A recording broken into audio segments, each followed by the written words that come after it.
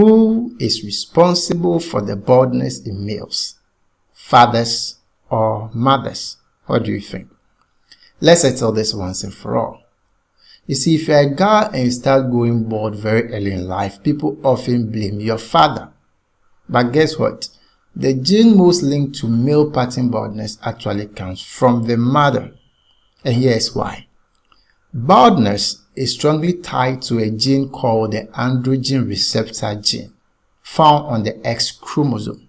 This gene actually controls how your hair responds to a hormone called DHT, which can shrink hair follicles.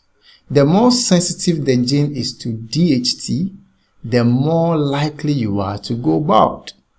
And since males have only one X chromosome which they get from their mothers, that means the gene actually directly comes from their mothers. Let's do some quick genetic cross. So suppose a couple give birth to a boy. This means the baby has the X and Y chromosome, X from mom and Y from dad. Let's assume the mother has the androgen receptor gene, which is the baldness linked gene on one of her X chromosomes, represented by XBX. And she, without her control, gives the XB chromosome to the child, while the father gives the Y chromosome to the son. That means the son's risk of baldness is inherited from the mom's X chromosome, not the dad's gene, because dad doesn't actually give X chromosome to the male child.